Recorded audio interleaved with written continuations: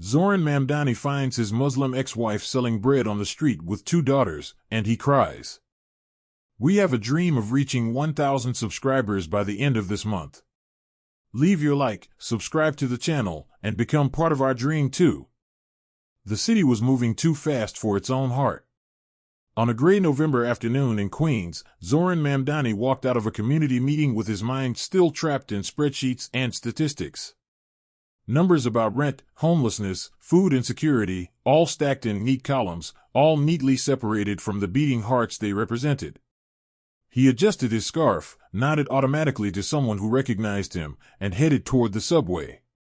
The wind was sharp, carrying the smell of roasted chestnuts from a nearby cart and the distant honk of taxis.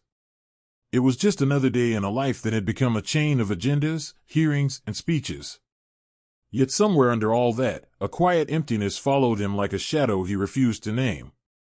As he crossed a small side street near a busy intersection, his attention caught on a line of street vendors. Their tables were simple: second-hand clothes, old books, plastic toys. But one stall made him slow his pace. A wooden crate, a folded tablecloth, and neatly stacked round loaves of bread, still steaming in the cold air. The aroma hit him with violent tenderness: coriander, sesame, warm dough, and memory. It smelled like Friday afternoons from another lifetime, in a small kitchen where laughter was louder than the clanging of pans. Without thinking, he turned his head. That was when he saw her.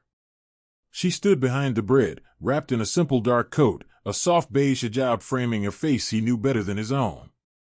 A few new lines traced the edges of her eyes, but the way she pressed her lips together in concentration was the same. She handed change to a customer with both hands, a habit of respect he remembered from long ago. Amira. His ex-wife. The woman he had once promised to walk beside no matter where this life takes us, before his life took him to late nights at the Capitol, endless meetings, and the slow erosion of shared time. For a moment, the noise of the street faded, and all that remained was the sound of his own heartbeat, pounding in his ears like a drum of regret. Two little girls stood beside her, adjusting the bread, giggling softly. One, maybe 9, carefully wrapped a loaf in paper and handed it to a customer with a shy smile. The younger one clutched a notebook against her chest, drawing something with intense focus. Both had Amira's eyes, deep, dark, and luminous with a kind of quiet strength. Zohran's throat tightened. He had never seen them before, yet his soul recognized them instantly. Daughters. Her daughters. The realization struck like a wave. While he had spent years chasing policies, microphones, and votes, life had kept moving without him. New little lives had bloomed in the corners where he was no longer present. His feet froze at the edge of the sidewalk. For the first time in a long time, the man people saw as confident, articulate, and control felt completely, utterly lost. For a long moment, Zohran couldn't move. He just stood at the corner, half hidden behind a lamppost, watching a life he no longer belonged to. Amira's hands moved with quiet grace as she served each customer, her smile polite, steady, the same smile that had once welcomed him home after long days. But it was different now, practiced and cautious. The girls laughed as they arranged the loaves, inventing a small rhythm between work and play. He realized they were content in their simplicity, and that realization hurt more than guilt. They had built something new from what he had left behind. And there he was, a stranger with a title, staring at what should have been his world. Finally, he took a hesitant step forward. "Amira," he said softly. She froze. The name fell into the air like a note from an old song, familiar yet painful. When she turned, the calmness on her face wavered. For a heartbeat, her eyes softened, then, just as quickly, she rebuilt her composure. "Zohran," she replied, her tone polite, distant, the tone reserved for people who once mattered but no longer do. "It's been a long time." He swallowed hard, unsure of what to say. "I didn't know you were here," he managed. She nodded. "There are a lot of things you didn't know." The words weren't cruel, but they cut with precision. He looked down at the bread, then at the girls. "They're beautiful," he said quietly. "Your daughters?" She nodded again, without explaining further. He wanted to ask, "Are they mine?" But the question stuck in his throat. It didn't feel like his right to ask. The older girl glanced at him curiously, whispering something to her mother. Amira placed a gentle hand on her shoulder, a silent reminder to stay polite. The gesture, protective, composed, reminded him of countless evenings when she had done the same with him, guiding his impulses toward patience. The weight of lost years pressed down until he could barely breathe. "You've done well," he said softly. "You always did." Amira exhaled slowly. "I did what I had to," she replied. "We survived, Zohran. Some of us do it quietly." Her words weren't angry, they were tired. He nodded, unsure whether to stay or go. The younger girl tugged at her mother's sleeve, asking for a coin to buy something from the vendor nearby. Amira smiled, handed it to her, and for the briefest moment, that smile cracked Zohran's heart open. The world hadn't ended, it had simply moved on without him. He turned to leave, but Amira's voice stopped him. "Zohran," she said. He turned. "Whatever made you leave," she continued gently, "I hope it was worth what you lost." The wind carried her words like prayer, soft, painful, unforgettable. And he knew, without a doubt, that it hadn't been worth it at all. That night, Zohran couldn't sleep. The city outside his window pulsed with its usual rhythm, sirens, laughter, fragments of distant music, but inside his apartment, silence reigned. Every sound reminded him of something he had left behind, the way Amira used to hum quietly while kneading dough, the way she'd pause mid-sentence to whisper a short prayer before every meal, the warmth of her presence that had once grounded his restless ambition. He had spent years chasing recognition, believing that success would fill the spaces where love used to live. But sitting alone in his darkened living room, surrounded by awards and framed photographs from political events, he realized that loneliness has no sound until it echoes through everything you once ignored. He thought about their last argument. It wasn't loud, they were never loud. It was colder than anger, built from the small cracks of neglect. He had returned home late again, his mind full of policy debates, not noticing the untouched dinner on the table or the disappointment in her eyes. "You're changing," she had said. "You're becoming someone who speaks for people, but never listens." He had laughed, defensive. "You don't understand what this job demands." And she had whispered back, "No, Zohran, you don't understand what love demands." That was the night she packed her things. He didn't stop her. Pride had told him she'd come back. But pride, he now understood, was the most expensive lie a man could tell himself. He tried to imagine what her life had been like after he left. Selling bread on a street corner, not out of failure, but resilience.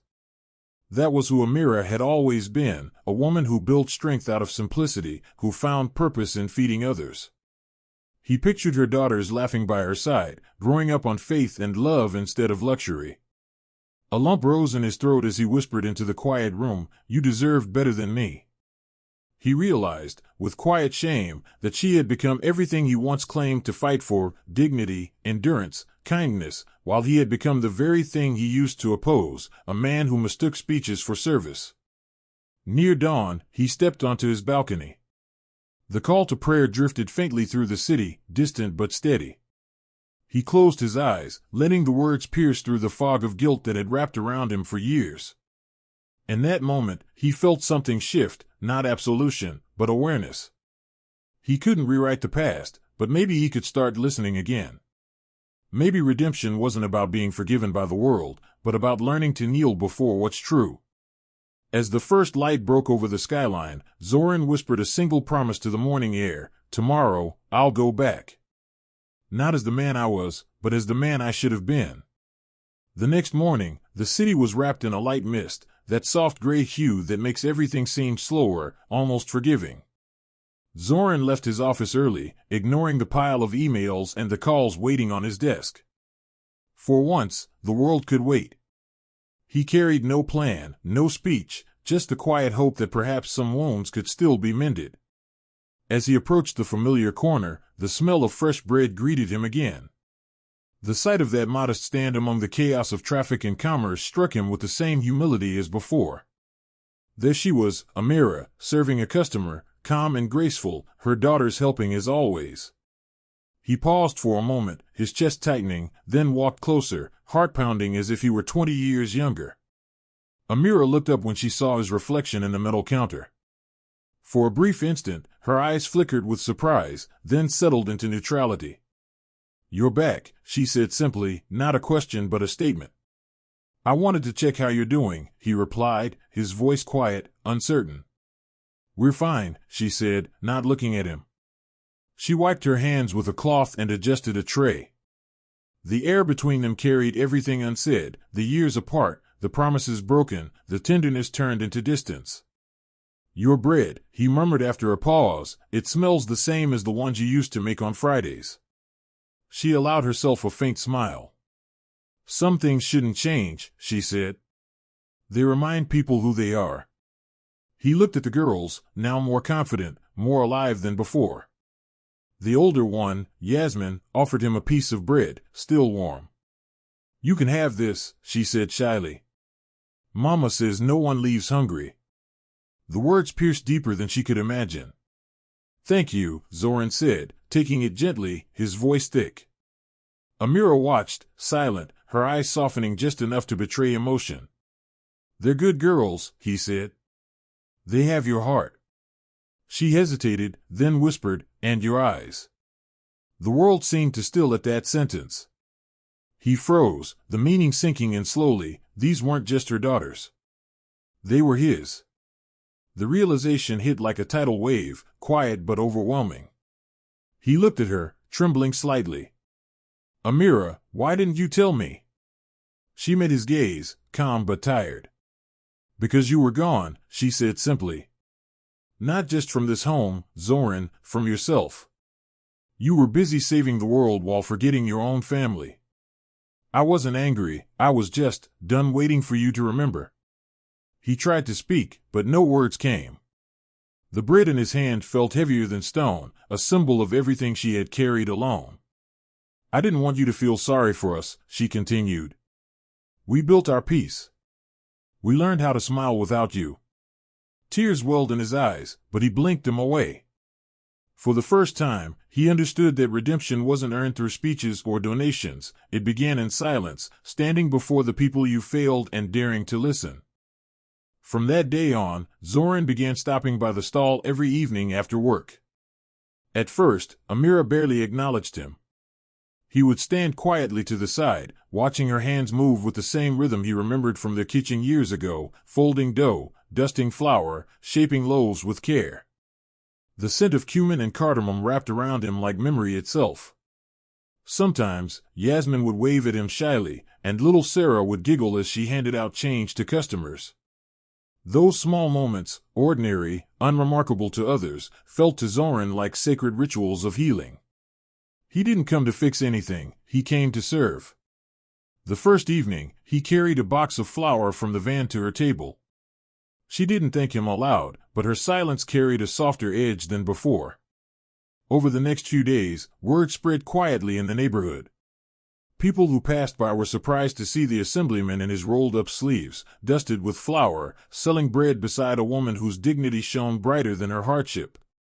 A young man once asked, "Sir, aren't you Zohran Mamdani?" Zohran smiled faintly. "Yes," he said, "but here, I'm just someone learning how to knead again." Amira heard that, and though she didn't reply, something in her posture softened. Late one evening, when the crowd had thinned and the air was cool, she handed him a piece of bread and said, "You're doing it wrong." He laughed quietly. "I usually do." For the first time in years, she smiled at him, truly smiled, and the world, for a second, felt whole again. He learned more about their lives in fragments, how she started baking to support the girls after losing her teaching job, how Yasmin wanted to be an architect, and Sarah wanted to build houses for everyone who doesn't have one. Every story carried traces of faith and struggle. "You made them strong," Zohran said once, his eyes glistening. Amira looked at him, her tone even. "No, life did. I just refused to let it break us." Her words humbled him in a way no defeat ever could. Each loaf they sold together was more than food, it was a quiet lesson in grace. He had once believed power was measured in influence. Now he saw it measured in patience, kindness, and the courage to keep creating warmth in a cold world. One evening, after the last customer left, Amira sat down and looked at him across the small table. "Why are you really here, Zohran?" she asked softly. "To help? To make peace with yourself?" He hesitated, his voice low. "I thought I was coming to help you. But I came so you could teach me how to live again." She looked away, silent for a long time. "You hurt us," she said finally. "But I believe Allah gives people more than one chance, not to erase what's done, but to let them prove they've changed." He nodded slowly, a tear tracing his cheek. "Then I'll spend whatever time I have left proving it." And for the first time since their separation, Amira didn't turn away. She simply watched him, not with forgiveness yet, but with a fragile kind of hope. A week later, dark clouds rolled over Queens like heavy curtains closing in on the city. The forecast warned of rain, but no one expected the violence of the storm that came. By afternoon, the wind howled through the streets, ripping signs from storefronts and scattering crates across sidewalks. Zohran, still in his office, stared at the weather outside until his phone buzzed. It was Yasmin. "Uncle Zohran," she said breathlessly, still too shy to call him father, "the rain broke Mama's table. The bread's getting wet.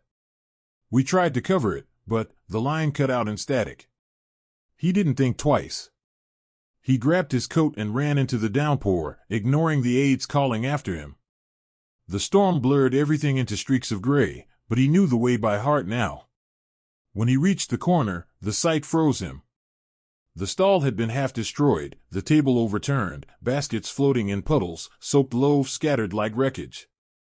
Amira and the girls huddled beneath a torn umbrella, trying to save what little remained. Without a word, Zohran rushed forward, lifting crates, moving the table, his suit drenched and heavy. Amira looked at him in shock. "You'll get sick," she protested. "So will you," he replied, voice firm but gentle. Together, they worked side by side in the pounding rain. Yasmin tried to help, slipping in the mud, but he caught her before she fell. She looked up at him, eyes wide, and whispered, "Thank you, Baba." The word hit him harder than the rain ever could. He froze, blinking away tears that mixed with the downpour. Amira turned slightly away, hiding her trembling lips. They managed to salvage enough to fill a few baskets. By the time the rain eased, the street was almost empty, just the four of them, soaked to the bone, surrounded by ruins of what had been her livelihood. Amira sank onto a crate, exhausted, and whispered, "This was all we had." Zohran knelt beside her. "Then we'll start again," he said. "Together this time." She shook her head weakly. "You have your work, your image, to hell with my image," he interrupted. "If my job keeps me from being here, it isn't worth having." His voice cracked, not from anger, but from honesty. For a long moment, neither spoke. The street smelled of rain and wet dough, of ruin and renewal. He took off his coat and wrapped it around her shoulders. The girls leaned against her sides, shivering but calm. The city lights reflected off the puddles, turning the street into a river of gold. "Tomorrow," he said softly, "I'll come early. We'll rebuild. Better than before." Amira looked at him, truly looked, and in that gaze was the faint spark of trust trying to return. "You really mean it?" she asked quietly. "Every word," he replied. Then, almost without realizing it, he added, "I don't want to just fix your stall, Amira. I want to fix what I broke in us." She said nothing, but her silence was no longer rejection, it was the kind of silence that listens. Above them, the storm clouds began to break apart, and for the first time in years, the sky seemed capable of light again. By sunrise, the storm had passed, leaving the streets slick with light. The air smelled of earth and renewal. When Zohran arrived at the corner again, the destruction from the night before was still visible, but so was something else. Amira's neighbors were already there, an old fruit seller, 2 teenagers from the mosque, a cafe owner from across the street. They had gathered in quiet solidarity, picking up scattered baskets, scrubbing the pavement, drying what could be saved. The sight moved Zohran deeply. He'd spent years in politics speaking about community, yet he had never seen it so pure, people showing up for one another without expectation or cameras. Amira stood among them, her hijab pinned tightly, her sleeves rolled high, her face determined but tired. He joined them wordlessly, carrying planks of wood from his car, rolling up his sleeves. At first, the fruit seller frowned. "Assemblyman, you don't have to." "Yes, I do," Zohran interrupted gently. The others exchanged glances, surprised but respectful. By noon, the group had rebuilt the small stall. It wasn't perfect, crooked in places, still damp from the rain, but it stood upright again, steady and proud. Amira dusted flour on the new table and whispered Bismillah. That simple word, that prayer, brought a lump to Zohran's throat. He watched her light the small portable stove again, flames flickering back to life. The bread began to rise, not just dough, but dignity reborn. As the first customers arrived, Yasmin greeted them with practiced confidence, while Sarah darted between her mother and Zohran, giggling every time he stumbled trying to fold paper bags. "You're clumsy," she teased. "Always have been," Amira muttered with a smile she tried to hide. They sold all the bread by afternoon. When Amira counted the earnings, she looked at him and said softly, "You didn't have to do this." He wiped flour from his fingers. "Maybe not. But maybe this is what I was meant to do all along." She held his gaze for a moment, a long, searching moment, and then nodded. The distance between them was smaller now, bridged by the scent of bread and the rhythm of shared work. That evening, as the sun painted the sky in gold and rose, Zohran stood at the corner alone, watching the last customers leave. He could hear the girls laughing as they walked ahead with their mother. Amira turned briefly, her eyes meeting his in the fading light. "You kept your promise," she said quietly. "We did this together." He smiled, not the smile of victory, but of peace.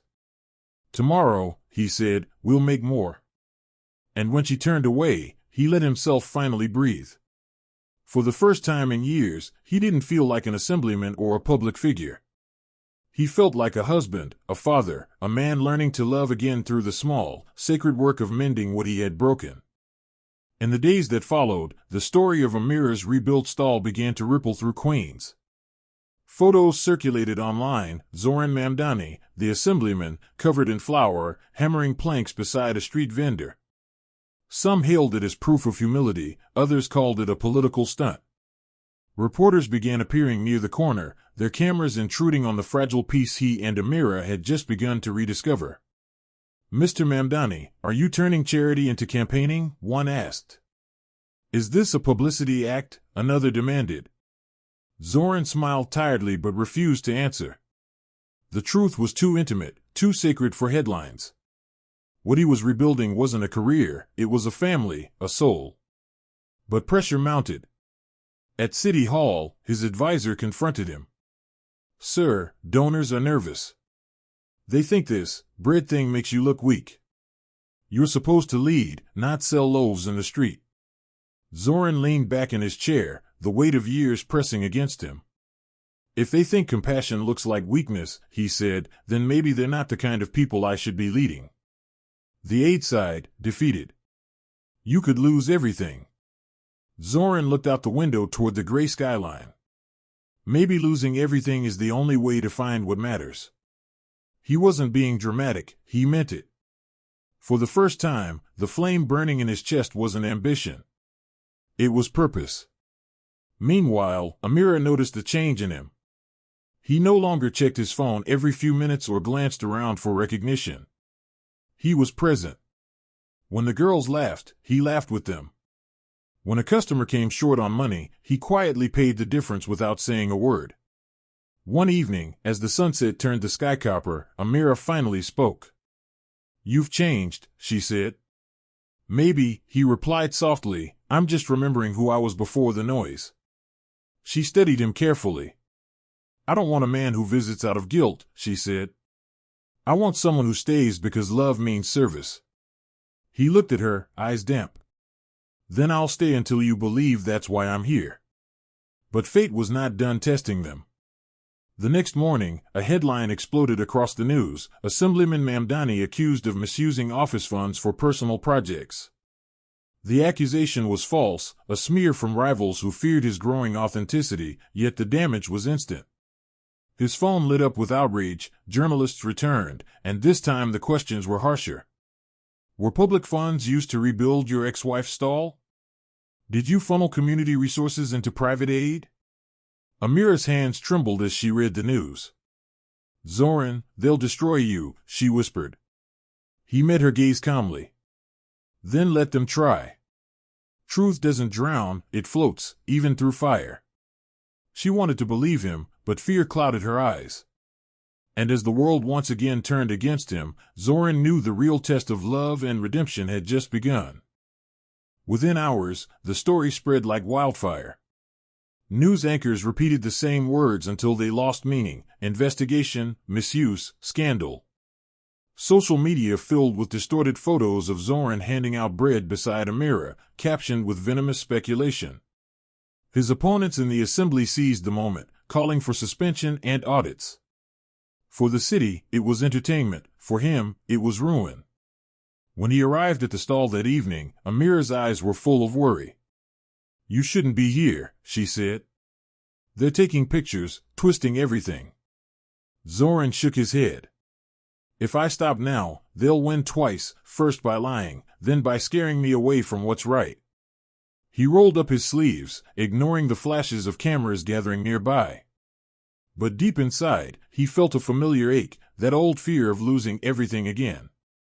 2 days later, officials arrived with formal papers, a temporary suspension from office pending review. They didn't even look him in the eye as they read the order. You are prohibited from performing assembly duties until the inquiry concludes. The words hung in the air like cold metal. When they left, Zohran stood motionless for a long time, staring at the seal on the document.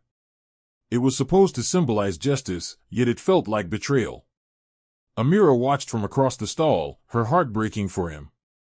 Maybe you should step back, she whispered that night as they closed the stand. You've done enough. Let time clear your name. But he shook his head slowly. If I stop fighting now, my daughters will grow up believing silence is safety. I won't teach them that. The backlash began to hurt their small business too. Customers grew hesitant, some whispered as they passed.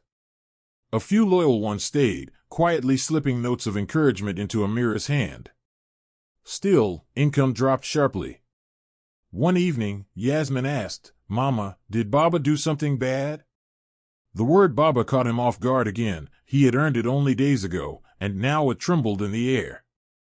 Amira knelt beside her. No, sweetheart, she said softly. Sometimes people punish others for being honest. Zohran turned away, blinking fast to keep his composure. That night, while the girls slept, he sat outside the apartment building, drenched in thought. He had lost his reputation again, but this time, he refused to lose his soul. Then came the unexpected. Lila, a journalist who had once challenged him publicly, arrived at the stall with a notebook in hand.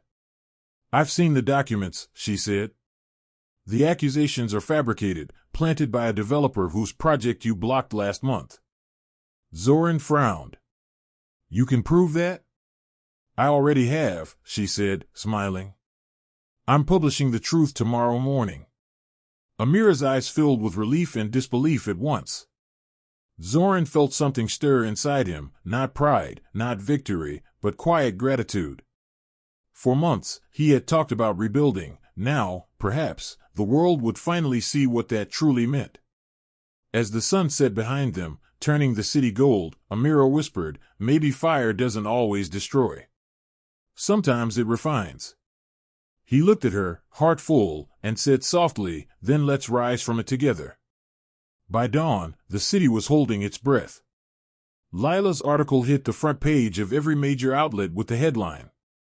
Documents reveal political smear, Zohran Mamdani targeted for exposing corruption. It was a bombshell. The article detailed how a wealthy developer had funneled bribes through local officials, framing Zohran to remove him as an obstacle. Evidence was irrefutable: bank transfers, emails, signed orders. Within hours, the same reporters who had cornered him days ago were now shouting apologies. Newsrooms erupted with debates, talk shows replayed his humility at the bread stall, and hashtags flooded social media, hashtag justice for Zohran and hashtag bread of truth. When Zohran reached the stall that morning, the street was already full of people. Customers, neighbors, even strangers had gathered, not to buy bread, but to thank Amira. "You showed them what strength looks like," one woman said, hugging her. The fruit seller grinned. "This bread has more power than any speech in Albany." Zohran stood beside Amira, stunned and humbled. Reporters waited for a statement, but he only said, "The truth doesn't belong to me. It belongs to everyone who refused to believe lies." Then he turned to Amira and whispered, "You carried me through this storm." She smiled faintly. "No.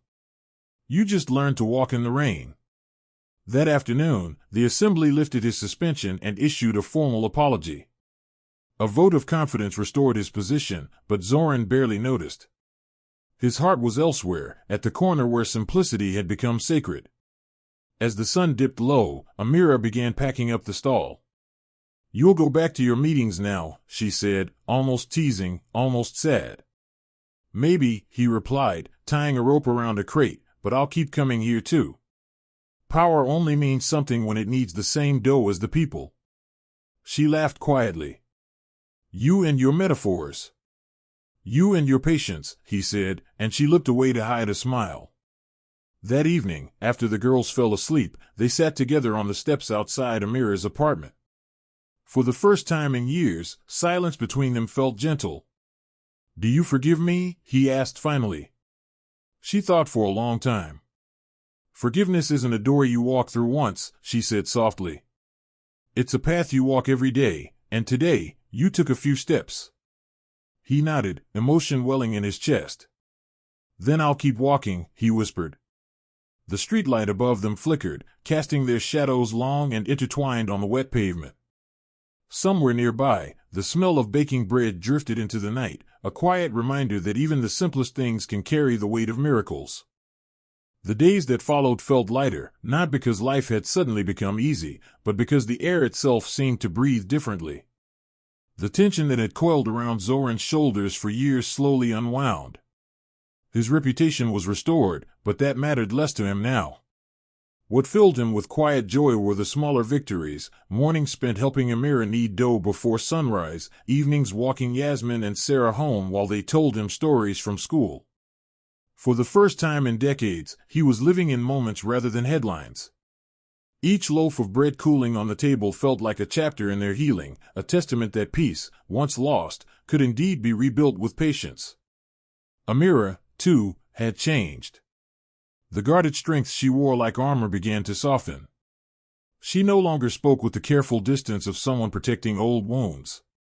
When he arrived late, she no longer looked away. Instead, she teased him gently, "You're still terrible with time, Assemblyman."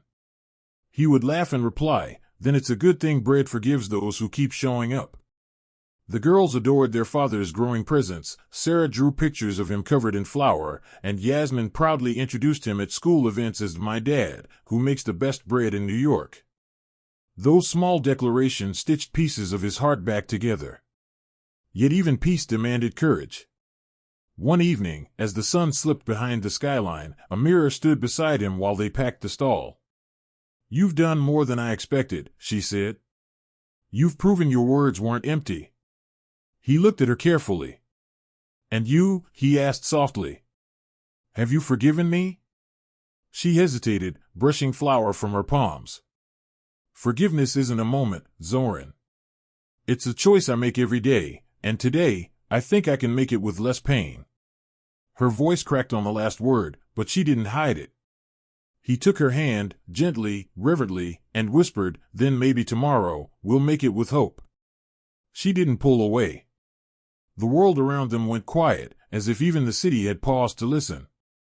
That night, for the first time in years, Zohran prayed with his daughters before they went to sleep.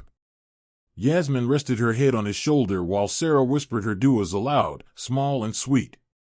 Amira watched from the doorway, her eyes glistening under the soft light. When the girls were asleep, Zohran turned to her. "You saved me," he said quietly. "No," she replied. "You found yourself, I just happened to be standing where you began." Outside, the wind rustled through the city, carrying with it the smell of fresh bread and rain. It wasn't the end of their story, it was the peace that comes before dawn, fragile but real, proof that some hearts don't need to start over, they just need to remember their rhythm. It was a Friday morning, clear and golden, the kind of morning that makes the city feel newly washed. The smell of warm bread drifted down the block as the first customers arrived. Yasmin and Sarah arranged loaves on the counter while Amira tied her apron, her hair tucked neatly beneath her hijab. Zohran arrived carrying a small basket of dates and a thermos of mint tea, his quiet ritual now. "You're early," she said with a teasing smile. "I didn't want to miss the first sale," he replied. The girls laughed, their voices like sunlight breaking through clouds. For the first time, their stall wasn't just a place of survival, it was home. People came not only for bread but for comfort, for kindness, for a sense that hope could still be handmade. A group of volunteers from the neighborhood brought new equipment that morning, a small oven and a canopy to shield them from the weather. One of them said, "Your story inspired us. You turned a street corner into something sacred." Zohran thanked them quietly. Inside, he felt humbled, not by power, but by grace. Life had brought him full circle, from speeches about dignity to the simple act of earning it back. As Amira baked, he stood beside her, brushing sesame seeds over each loaf. "It's strange," he said softly, "how peace doesn't announce itself. It just arrives quietly." She looked up from the dough. "Peace was never gone, Zohran. You just forgot how to listen to it." At noon, when the rush slowed, a little boy approached the stall with a single coin clutched in his hand. "Can I have half a loaf?" he asked shyly. Amira smiled and gave him a full one. "No charge," she said. "Pray for us instead." The boy ran off, grinning. Zohran watched him disappear into the crowd, his eyes suddenly wet. "You still give away bread," he said, voice trembling. "Always," she replied gently. "There's more blessing in feeding others than in saving money." He nodded, overcome. Without warning, his throat closed and tears spilled down his cheeks, tears he hadn't shed even in his hardest political battles. Amira froze, startled. "Zohran?" He laughed softly through the tears. "I've spoken to presidents, debated laws, faced crowds, but I never felt this full, or this small." Amira reached across the counter and took his hand. For a moment, there were no words, just the sound of the city and the steady heartbeat of forgiveness between them. Yasmin and Sarah came running, wrapping their arms around him. "Baba, you're crying." Sarah giggled. "Happy tears," he whispered, kissing her hair. The sun glowed against the loaves cooling beside them, their golden crusts glistening in the light. He looked at Amira and said softly, This is what I was searching for all along." She smiled, eyes shining. "Then maybe you finally come home." The four of them stood together behind that small table, a family once broken, now whole again, while the world moved on around them, unaware that on one quiet street in Queens, love had risen again, warm as bread from the oven. If you made it this far, subscribe, leave your like, and tell us where you're watching from. Thank you, and see you next time.